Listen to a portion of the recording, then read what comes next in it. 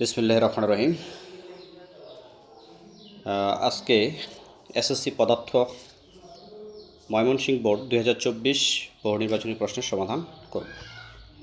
তো প্রথমে যে প্রশ্নটা আছে, কোনো বস্তুর ভর অর্ধেক এবং বেগ যদি আমরা 4 গুণ করি তাহলে গতিশক্তি পূর্বের কত গুণ হবে? আচ্ছা, আমরা প্রথমত গতিশক্তিটা লিখে রাখতেছি। গতিশক্তি হলো হাফ এম ভি স্কোয়ার, এটা হলো গতিশক্তির সূত্র। তো এটা হলো আদি অবস্থা। এবার যদি আমি এটার পরিবর্তনটা করি তাহলে ভর অর্ধেক করব, তার মানে কি আগে ছিল এম, এবার হবে m/2। বেগ আগে ছিল ভি, এবার 4 গুণ করতে বলছে, তাহলে কি 4v, এটার উপর কী করবো, স্কোয়ার দেব, স্কোয়ার করব। তাহলে এই যে 4-এর উপর স্কোয়ার দিলে কত হবে, 16। আর এখানে নিচে আছে 2 দুগুণা কত, 4। তাহলে 16কে 4 দিয়ে ভাগ করলে হবে 4। তার মানে এটা সমান হবে 4mv স্কোয়ার, হবে 4mv স্কোয়ার। তাহলে এখন বেগ যদি ভর যদি আমরা অর্ধেক করি, বেগ যদি 4 গুণ করি, তাহলে আমরা পাচ্ছি কত, 4mv স্কোয়ার। তাহলে এটা আগের কত গুণ? আচ্ছা দেখি, আগেরটাকে যদি আমরা 8 দ্বারা গুণ করি, এই যে 8, তাহলে কিন্তু হয়ে যায়, কারণ 2 দিয়ে 8কে কাটলে কত, 4। এই যে 4mv স্কোয়ার চলে আসছে, 4mv স্কোয়ার। তার মানে আগেরটার 8 গুণ হবে, আগেরটার হবে 8 গুণ। তো তাহলে আনসার হলো আগেরটার হবে 8 গুণ। এই খ নাম্বারটা হবে আনসার, 8 গুণ। পরে একটা লেন্স দেওয়া আছে। এই লেন্সের যে জায়গাটা বলা আছে যে এই যে এটা হলো এফ, এটা হলো ফোকাস দূরত্ব, এটা আছে 10 সেন্টিমিটার। লক্ষ্যবস্তু দূরত্বটা দেওয়া আছে 15 সেন্টিমিটার। ফোকাস দূরত্বটা এফ, লক্ষ্যবস্তু দূরত্ব 15। তার মানে আমি কি জানি, আমি এফ জানি, ফোকাস দূরত্ব 10, আর লক্ষ্যবস্তু দূরত্ব ইউ জানি, ইউ আছে 15। এফ জানি, ইউ জানি, এগুলো সব সেন্টিমিটার। ক নাম্বার বলা আছে, 1 নম্বর বলা আছে কি বাস্তব উল্টা হবে, বাস্তব উল্টা হবে। আচ্ছা, আমরা ফোকাস দূরত্বের 10 পর্যন্ত ছিল ফোকাস দূরত্ব, তাহলে এর বাইরে যেহেতু 15তে রাখা আছে, তার মানে এটা পজিশন হলো 4 নম্বর পজিশন। তো 4-এ থাকলে 2-এ গঠিত হয়, অর্থাৎ ফোকাস দূরত্বের বাইরে হবে, ফোকাস দূরত্বের দ্বিগুণ ফোকাস দূরত্বের বাইরে হবে, শুধু ফোকাস দূরত্ব না, দ্বিগুণ ফোকাস দূরত্বের বাইরে হবে। তো এখন 4 রাখলে 2 হবে, 2 মানে দ্বিগুণ ফোকাস দূরত্বের বাইরে হবে। আর সামনে হওয়া মানে এটা কি বাস্তব উল্টা, তার মানে 1 নম্বরটা সঠিক। দূরত্ব বলছে 30 সেন্টিমিটার হবে, তাহলে আমরা এফ জানি, ইউ জানি, আমরা ভি বের করি। তাহলে ভি হবে কি 1/v সমান কী হবে, 1/f মাইনাস 1/u। তা আমি যদি এখন 1/f, 1/f, এফ কত 10 মাইনাস 1/u, ইউ কত 15 যদি বসাই, তারপরে এটাকে যদি আমরা লসাগু টসাগু করে উল্টাই দিই, আমরা 30 পাবো, এটা 30 আসবে।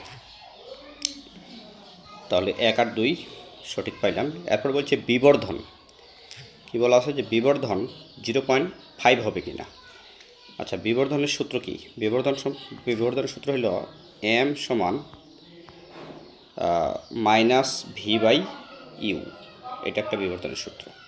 তাহলে আমাদের ভি কত আছে, ভি হলো লক্ষ্যবস্তু দূরত্ব পাইছি আমরা, কত পাইছি, যে 30। তাহলে উপরে যাবে 30, উপরে যাবে, আমরা উপরে লিখব 30, আর নিচে ইউ হলো 15।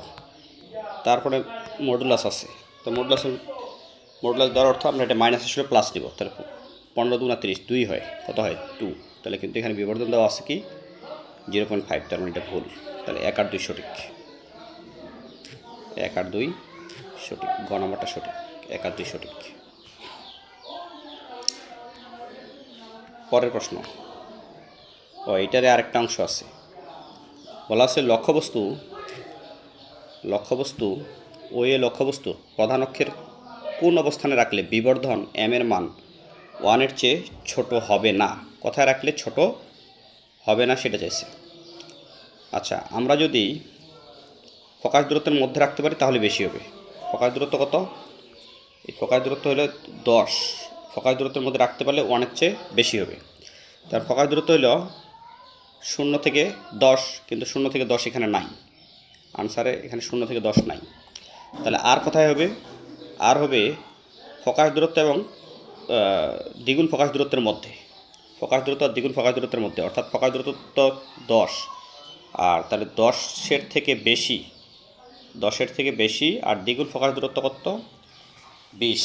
10 থেকে 20-এর মধ্যে রাখতে হবে। 10 থেকে 20, এই ক নম্বরটা হবে আনসার। 10 থেকে 20-এ রাখতে হবে। এরপরে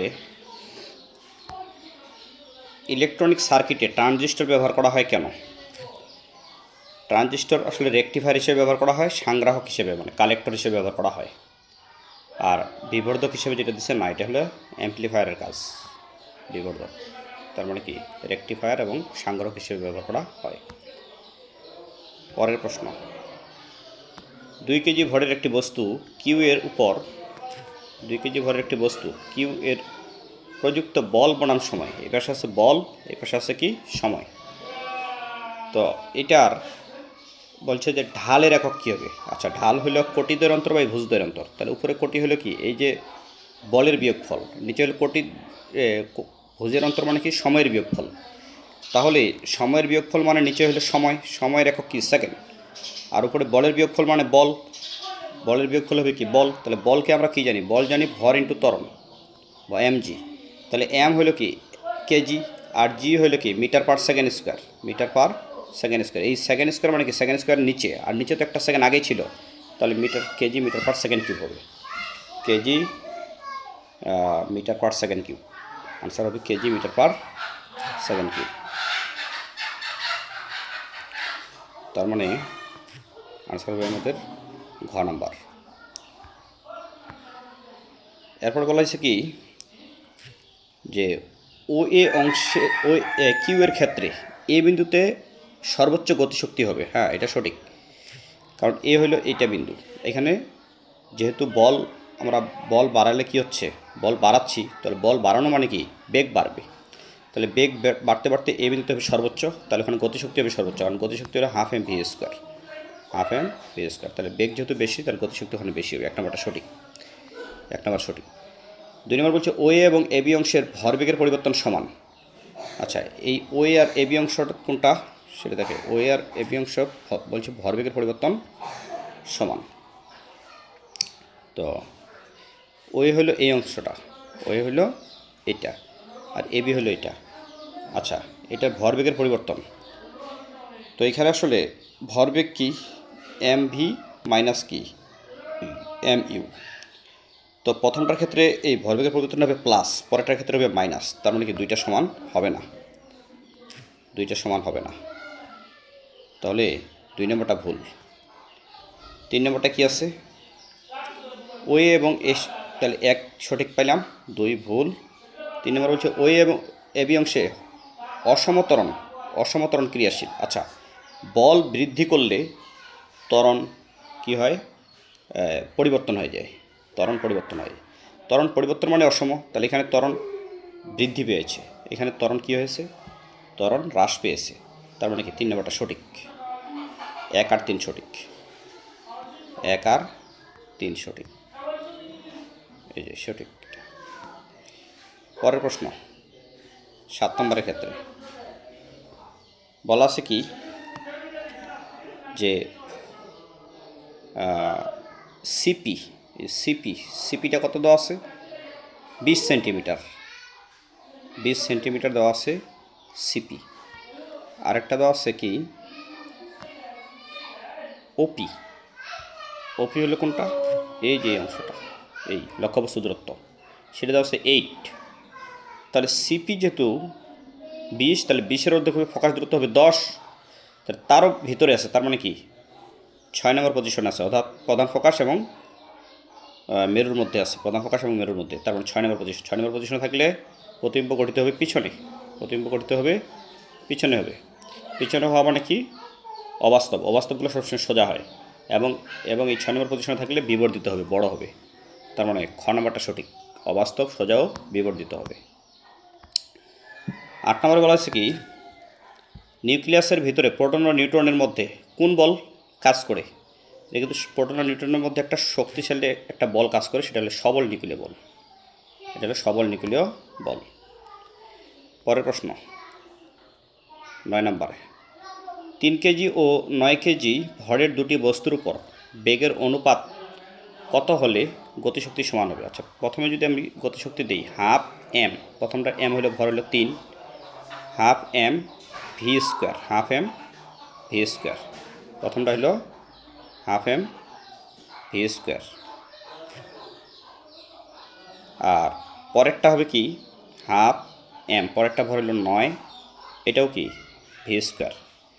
এখন দুই জায়গার মধ্যে বেগগুলো এমনভাবে দিতে হবে যেন দুইটা সমান হয়। আচ্ছা, এখানে যদি আমি √3 দিই, এই বেগের মধ্যে যদি √3 দিই তাহলে স্কোয়ার রুট কেটে গেলে কী হবে 3, তাহলে 3 3 9, তাহলে 9/2। আর এখানে যদি আমি 1 দিই তাহলে 1 প্রেস করলে 1, তাহলে এটাও 9/2। তার মানে প্রথমটায় √3, পরেরটা যদি আমরা 1 দিই তাহলে হয়ে যায়। তাহলে √3 1 যেখানে আছে সেটা হবে √3 1, খ নাম্বার আছে √3 1। আমরা দেখি খ নাম্বার আছে √3 1, √3 অনুপাত 1। আচ্ছা, পরেরটা বলা হয়েছে কি যে নিচের কোন সমীকরণটি সঠিক, কোন সমীকরণটি সঠিক? আমরা যদি প্রথমটা দেখি, প্রথমটা যদি একটু আড়াআড়ি গুণ করি তাহলে এটা আছে এরকম U square plus V square equal কি 2gh, 2gh।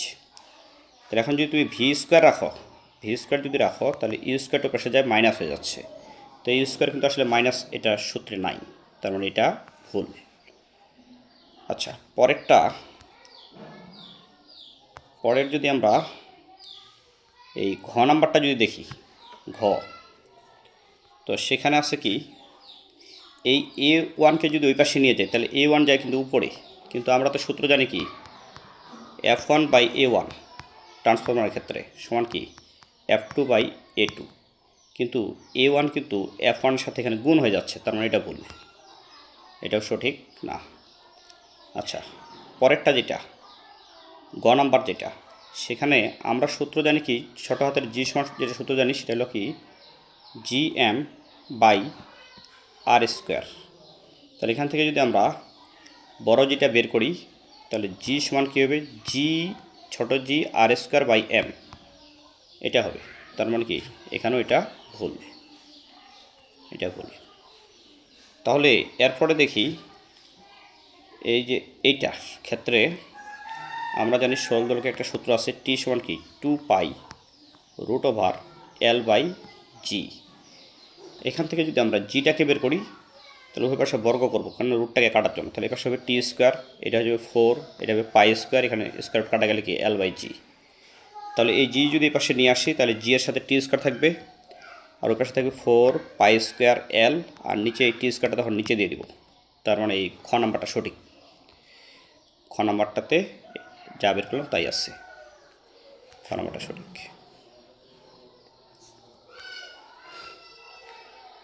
তারপর বলছে কোনটির বিশেষ চৌম্বকীয় বৈশিষ্ট্য আছে, কোনটির বিশেষ চৌম্বকীয় বৈশিষ্ট্য আছে, এটা হলো কোবাল্ট। তারপরে সুপ্ত তাপ পদার্থের কী করে, সুপ্ত তাপ অবস্থার পরিবর্তন ঘটায়।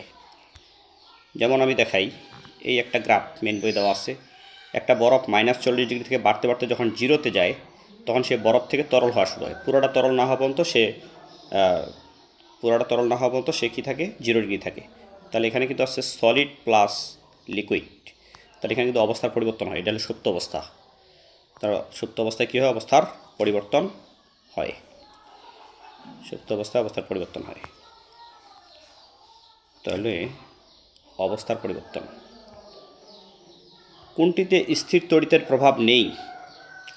আচ্ছা, ফটোকপি মেশিনে স্থির তড়িতের ব্যবহার আছে, জ্বালানি ট্রাকের মধ্যে স্থির বিদ্যুৎ উৎপন্ন হয়, ভ্যান্ডিগ্রাফের মধ্যে হয়, টর্চ লাইটের মধ্যে, ব্যাটারির মধ্যে স্থির তড়িৎ থাকে, কিন্তু যখন আমরা লাইটটাকে চালাই তখন কিন্তু সেটা স্থির বিদ্যুৎটা চলবিদ্যুৎ রূপান্তরিত হয়। তার মানে কি এখানে ব্যবহারটা নেই, তার মানে ক নাম্বারটাই সঠিক, যেটা নাই সেটাই সঠিক। তার মানে ক নাম্বারটাই সঠিক, বাকিগুলো কি ভুল। বলছে কোনটি নেই, কোনটিতে জলবিদ্যুতের ব্যবহার নেই। এরপরে এখানে বলা হয়েছে যে প্রথম যে রোধটা সেটা যে তড়িৎটা দেয় সেটা যদি I1 হয়, তারপরে দ্বিতীয়টা যদি I2 হয়, তৃতীয়টা যদি I3 হয়, পরেরটা এটা যদি I4 হয়, তাহলে নিচের কোনটা সঠিক? এক নম্বরটা আছে কি I2 আর I3 যোগফল I1 এর থেকে বেশি। আচ্ছা, এটা ভুল আছে কেন? কারণ এই আই আই ওয়ান তো এইটা, আই ওয়ান কোনটা, আই ওয়ান হলো এইটা, এটা হলো আই ওয়ান। তো এই আই ওয়ানের বিদ্যুৎটা তো সমান 3 ভাগে ভাগ হয়ে গেছে, তাহলে এইটার মধ্যে যে কোনো দুইটার ভাগের যোগফল আই ওয়ানের থেকে তো বেশি হবে না, কারণ এই তিনটার যোগফলই হবে আই ওয়ানের সমান। তার মানে কি এটা ভুল, এটা ভুল। তাহলে বাকি দুইটা সঠিক হবে, কেন দুইটার নিচে অপশন নাই। ও আছে, একটা অপশনও আছে, তাহলে আমরা বাকিগুলো একটু দেখতে হবে। আচ্ছা, বলছে i2 প্লাস i4 সেটা i3 থেকে বেশি। হ্যাঁ, এটা সঠিক, এই কথাটা সঠিক। কেন সঠিক? কারণ বলছে i2 প্লাস i4, এই যে i4 আর এই যে i2 সেটা বলছে i3 এর থেকে বেশি। হ্যাঁ বেশি, কারণ এটা 20 ওহম আছে, এটা আছে 10 ওহম। এই 10 ওহমে যা বিদ্যুৎ যাবে এই 10 ওহম তো তাই যাবে। তাহলে এই 10 ওহমের সাথে আরও একটা আছে যোগ, তাহলে অবশ্যই i3 থেকে ওই দুইটার যোগফলটা বেশি হবে। তার মানে এটা 2 নম্বরটা সঠিক, 2 নম্বরটা সঠিক। 3 নম্বরটা বলছে i1 মানে বর্তনীর যে তড়িৎ প্রবাহটা, সেটা বলছে যে i4, এই যে এখানে আছে i4 এর 5 গুণের সমান, i4 এর 5 গুণের সমান। তো এখানে একটু হিসাব নিকাশ করতে হবে কীরকম। এটা যদি পুরো বিদ্যুৎটা যদি আমরা এটাতে যদি x ধরি, এটা হলো 20 ওহম, এটাতে যদি x চাই তাহলে এটা আছে 10, এটা আছে 10, তাহলে এই এক্সের দ্বিগুণ যাবে এটা দিয়ে, আবার দ্বিগুণ যাবে এটা দিয়ে, তার মানে কি আরও দুইটা দিয়ে 2x প্লাস 2x পরিমাণ যাবে, তার মানে মোট যাবে কত, 5x, মোট যাবে 5x। তাহলে এখন মোট যাবে 5x। তো এখন যদি আমি কি করি যে এই 5x সমান কি বর্তনীর তড়িৎ প্রবাহ, কারণ এই তিনটা মিলেই তো বর্তনীর তড়িৎ প্রবাহটা, তাহলে 5x সমান কি তড়িৎ প্রবাহ। তাহলে এখান থেকে যদি আমি এখন তড়িৎ প্রবাহটা বের করে যদি করি, তাহলে এখানে আমি যেটা পাবো যে এই 3 নম্বরটা আসলে সঠিক পাওয়া যাবে। এখানে হিসাব করতে হবে, কিভাবে করতে হবে, সবগুলা দিয়ে আমাদের তড়িৎ প্রবাহটা বের করতে হবে। তড়িৎ প্রবাহ বের করতে হবে কি দিয়ে, প্রথমে এই যে এটা দিয়ে, এখানে 3টা রোধ আছে সমান্তরালে, 10, 10, 20। তো সমান্তরাল ধারে তুল্যরোধ কী হবে, 1/10 যোগ 1/20 যোগ 1/10। এরপরে কী হবে, ইনভার্স দিব, তাহলে আমরা কিন্তু এখানে 4 ওহম পাই। আর ওয়ানটা আছে কত, 20, তাহলে যোগ করলে হবে 24। তাহলে পুরো বর্তনীর তড়িৎ প্রবাহ কিন্তু আমরা পাইলাম, পুরো বর্তনীর তুল্যরোধ পাইলাম 24। আর ভোল্ট দেওয়া আছে কত, 12 ভোল্ট দেওয়া আছে, এই যে ভোল্ট দেওয়া আছে 12। তাহলে 12কে যদি আমরা 24 দ্বারা ভাগ করি, কারণ আই সমান কি v/r, তাহলে ভি আছে হলো 12 আর আর পাইলাম কত, 24। তাহলে এটা ভাগ করলে 0.5 পাবো, কত পাবো, 0.5। তাহলে পুরো বর্তনীর তড়িৎ প্রবাহ কিন্তু আমরা পাইলাম 0.5। এখন একটু আগে যে আমি করছিলাম 5x, এই 5x এই যে মানে 3টা রোধের ভিতরে যেটা যায় 5x, এইটার ভিতরে তাহলে ওই যে 0.5 পরিমাণ যাবে। তাহলে এক যদি আমি রাখি, তাহলে 0.5কে আমরা 5 দ্বারা ভাগ করব, ভাগ করলে আমরা 0.1 পাবো, 0.1। তাহলে 0.1 এটাকে যদি আবার 5 দ্বারা গুণ করি, তাহলে আমরা বর্তনীর তড়িৎ প্রবাহ সমান পাবো, মানে 0.5 পাবো। তাহলে এখানে 2 আর 3 সঠিক।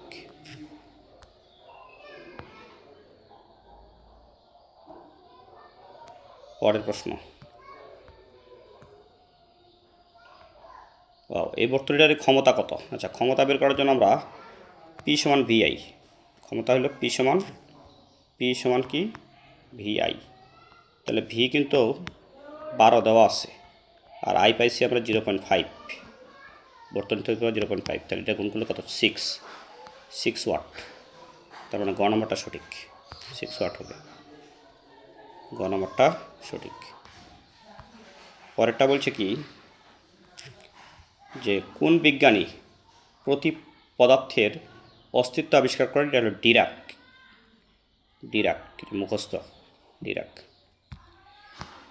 আচ্ছা, পরেরটা হলো কি, একটি বস্তুকে খাড়া করে নিক্ষেপ করা হলে 54 কিলোমিটার পার আওয়ার বেগে, তো এটা হলো আদি বেগ। 54 কিলোমিটার পার আওয়ার, যেহেতু কিলোমিটারকে আমরা 54কে যদি আমি 1000 দ্বারা গুণ করি, 1000 দ্বারা গুণ, আর পার আওয়ার যেহেতু প্রতি ঘন্টায়, তাহলে নিচে হবে 260 অর্থাৎ 3600 দিয়ে ভাগ করলে আমরা যেটা পাবো, ভাগ করলে আমরা যেটা পাবো সেটা হলো কি ইউ, সেটা হলো ইউ। তো সর্বোচ্চ উচ্চতায় ওঠার জন্য কী হবে, আমরা যদি এই সূত্রটা ইউজ করি, ভি সমান ইউ মাইনাস, উপর নিচ থেকে উপরে আছে যে মাইনাস ইউ মাইনাস জিটি। এখান থেকে ইউ এর মান আমি জানি, বের করলাম। ভি এর মান সর্বোচ্চ উচ্চতা হবে 0, জি এর মান জানি 9.8। এখান থেকে কাজ করলে আমরা টি এর যে মান পাবো সেটা পাবো, প্রথমটা পাবো 1.53, 1.53 পাবো, 1.53। এরপরে বলা হয়েছে কি, সুরযুক্ত শব্দের বৈশিষ্ট্য 9, তীব্রতা সুরযুক্ত শব্দের বৈশিষ্ট্য, পিচও বৈশিষ্ট্য, টিম্বারও বৈশিষ্ট্য। তার 9 কোনটা? মাধ্যমের স্থিতিস্থাপকতা। পরের প্রশ্ন, নিচের কোনটি মোলার গ্যাসীয় ধ্রুবক? এটা মুখস্থ কথা, এটা ইন্টারে খুব বহুল ব্যবহৃত একটা ধ্রুবক, মোলার গ্যাসীয় ধ্রুবক। এটা আরও বিভিন্ন একক আছে। 8.314 জুল পার কেলভিন পার মোল। 20 নম্বর বলছে কি, নিচের কোনটিতে আল্ট্রাসোনোগ্রাফি ব্যবহৃত হয় ভ্রূণের আকার নির্ণয়? আমরা জানি যে গর্ভবতী মায়ের ক্ষেত্রে আল্ট্রাসোনোগ্রাফি ব্যবহার করা হয়। কেরোসিনের বাষ্পায়ন কোনটির উপর নির্ভরশীল নয়? চাপের উপর কিন্তু নির্ভরশীল। চাপ বাড়ালে বা কমালে কি বাষ্পায়ন কম বেশি হয়। ক্ষেত্রফলের উপর, যত বেশি ক্ষেত্রফল হবে তত বাষ্পায়ন বেশি হবে। উষ্ণতা তাপমাত্রার উপর তো নির্ভরশীলই, তাহলে নির্ভরশীল নয় কোনটা? নির্ভরশীল নয় হলো ঘনত্ব। বলছে কোনটি নয়, সেটা ঘনত্ব। পরটা বলছে যে এককের গণিতক বা উপসর্গের ক্ষেত্রে নিচের কোন সম্পর্কটি সঠিক? তাহলে আমরা প্রথমটাই দেখি যে টেরা কিন্তু পিকর থেকে বড়, তাহলে প্রথমটাই সঠিক, বাকিগুলোর দেখা দরকার নেই। এটার প্রথম অধ্যায়ে একটা চার্ট দেওয়া আছে, মিলি মাইক্রো এর মধ্যে একটা সম্পর্কের চার্ট দেওয়া আছে। আচ্ছা, পরেরটা বলছে যে নিচের কোন পদার্থটির স্থিতিস্থাপকতা সবচেয়ে বেশি? মানে স্থিতিস্থাপকতা বেশি থাকলে আমরা এক পদার্থকে অন্যান্য বিভিন্ন আকৃতি দিতে পারি, যেমন লোহাকে আমরা বিভিন্ন আকৃতি দিই, তাহলে লোহার স্থিতিস্থাপকতা কি বেশি। ট্রান্সফরমার নিচের কোনটিকে রূপান্তর করে? ট্রান্সফরমার ভোল্টেজও বাড়ায়, তড়িৎ প্রবাহ পরিবর্তন করে। তার মানে কি দুইটাই সঠিক, ভোল্টেজ এবং তড়িৎ প্রবাহ, ঘ নম্বরটা সঠিক। নিচের কোন শব্দটি শব্দ শক্তিকে তড়িৎ শক্তিতে রূপান্তরিত করে? আমরা যে কথা বলি মাইক্রোফোন, মোবাইলের মাইক্রোফোন, সে শব্দ শক্তি রিসিভ করে কিন্তু সেটাকে তড়িৎ শক্তিতে সে কনভার্ট করে।